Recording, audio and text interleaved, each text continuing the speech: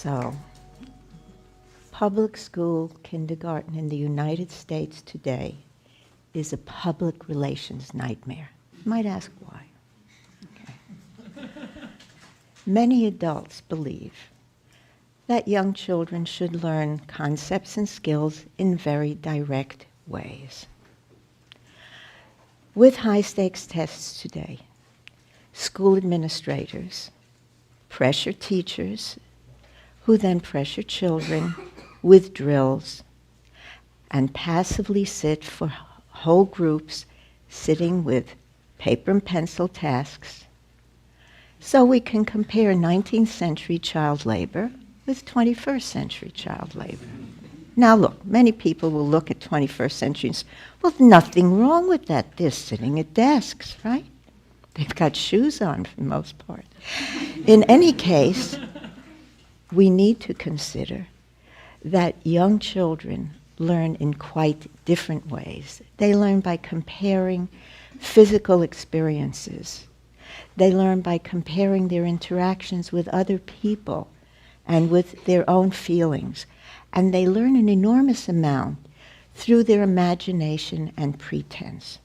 So let us take a moment together to pretend and use our imaginations.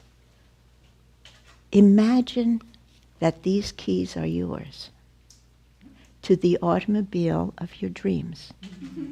Price is no object. Think of the make. You can close your eyes if you need to. Think of the color. Brand new. It even has a full tank of gasoline. At this economy, okay. But, you knew there was a but?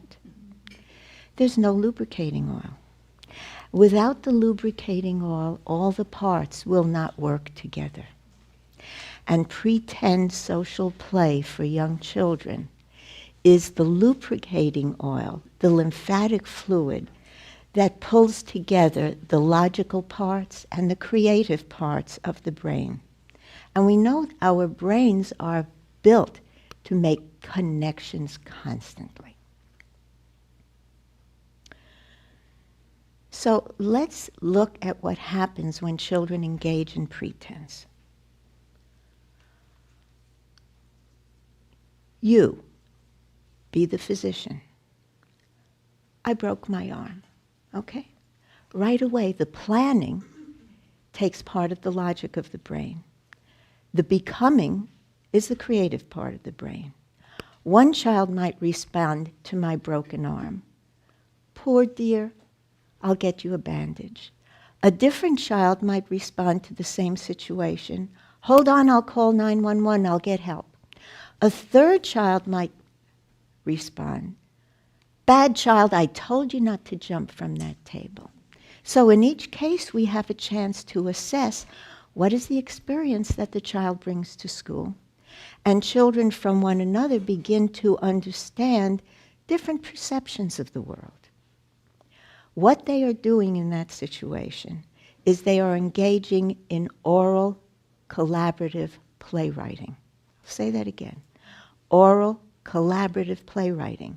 And that's on the continuum between talk, write, writing into reading, and reading. Okay. Since we entered this room, there are likely a half dozen new books and maybe a dozen new articles on the research values of pretend play, and they are 4. It helps social competence. It helps language development, statistically significant improvements in IQ, and even connection making and problem solving. And there's very important research that high fantasy children whose families pretended with them when they were little have the capacity to be more patient, more perseverant, and better with connection making. Another condition for learning is physical interactions in the world. So when children are building with the beautiful kindergarten floor blocks or any three-dimensional materials, they're creating the spatial perceptions that they will need to understand concepts in mathematics, chemistry, physics, and geography. Still another condition for learning takes place when professional teachers create conditions for surprise. We have an expectation. We have a real experience. Surprise! That's where learning is evident, and that's where teachers can assess learning. You can see 4-year-olds predicting that the large horseshoe magnet will attract more paper clips because big is stronger, should happen. Surprise! The smaller one does. When Albert Einstein was 4 years old and his uncle gave him a compass, he was intrigued and claims that event as an important starting point to his scientific imagination because he had to imagine an unseen force.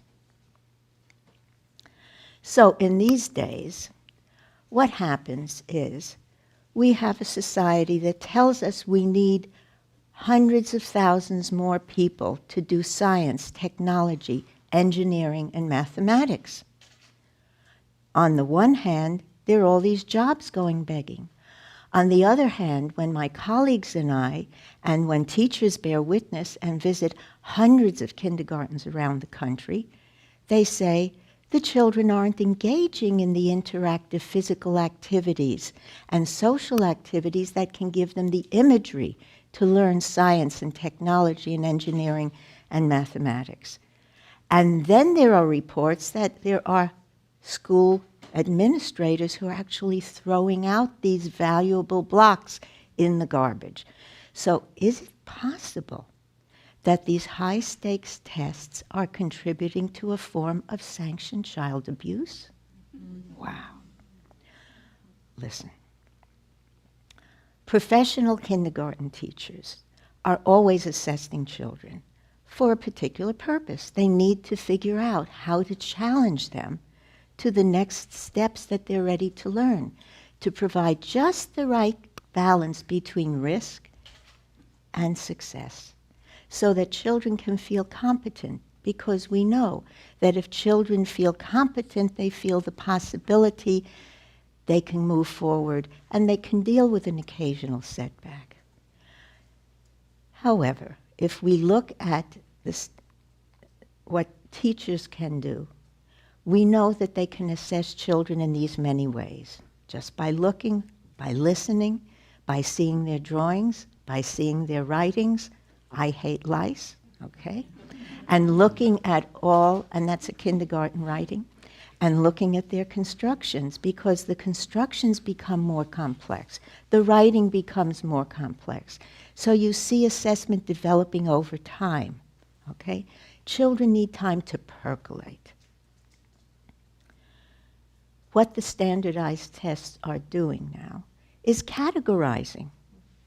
There's no evidence that it makes a difference in learning. And frankly, if we weigh ourselves in the morning, will it make a difference during the day unless we change how we take nutrition? So, who benefits? Let's look and follow the money. Large global corporations and publishing companies are making a profit with many millions of dollars of public funds by printing all of these tests. And then they make many more millions of dollars creating scripted programs that they expect teachers to read out at the children who sit passively. Okay. So, what's to be done? We have a cascade of principals fearful of their jobs, other administrators fearful of their jobs, teachers fearful of their jobs, who then dump on the children. For young children, school, for many of them, may be the most stable part of their lives. They want to please adults. They want to comply even with the most ridiculous requests. But then there are some children who are truly honest. They are called problems. Right? They might act out or simply withdraw. They might lose their trust in schooling. Okay. So where are we with all of this? The cost to school resources and to human civil life is not worth it. We read about all this bullying that's going on more and more.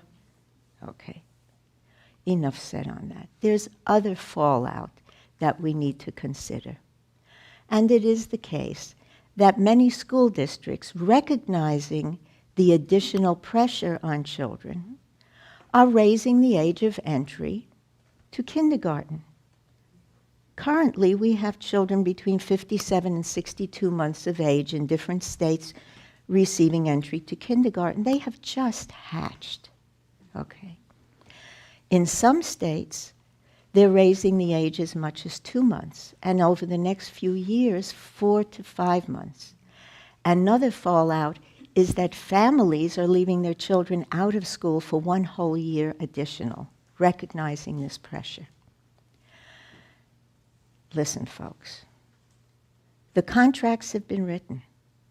The testing movement for high-stakes tests is an enormous conglomerate, quite powerful. But there is research that can give us a little bit of help. And that is, there is research that points to the fact that kindergarten children do better in standardized tests when their teachers have professional certification and preparation to work with young children. So let's look at what that means. Most states in the United States have some provision for early childhood teacher certification. 40% of the states, however, have a general certificate, kindergarten through 6th grade, and most of those people have never been prepared with how to match teaching with the conditions for learning in kindergarten or pre-K or beyond. 100% of school administrators have absolutely no requirement to prepare to match kindergarten teaching with the conditions for learning. How can we expect people to walk in and knowledgeably observe a kindergarten classroom, then coach the teacher, supervise the teacher, and then evaluate the teacher for the job?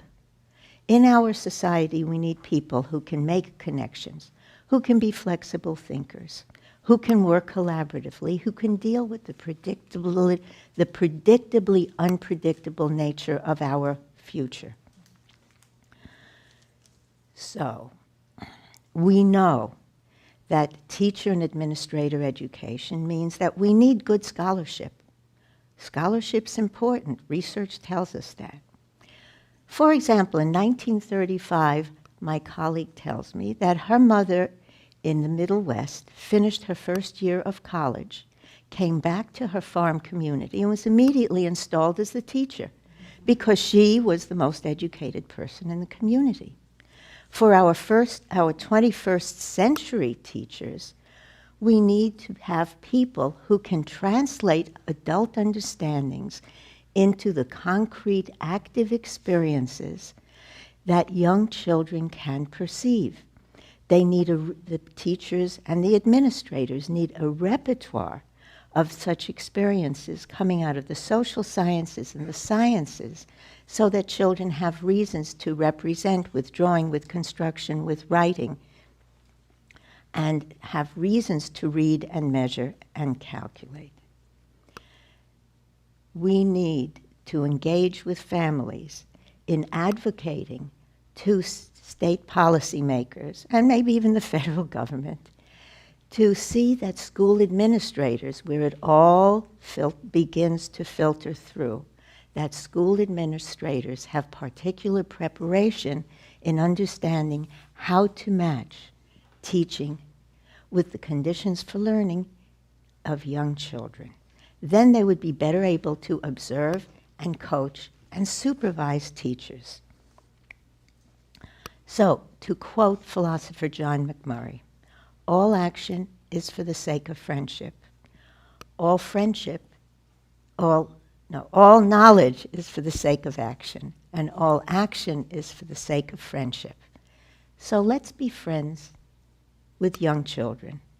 Let's make sure that the people who work for them are highly qualified to match teaching with learning so that the young children can have great expectations in their lives. Thank you.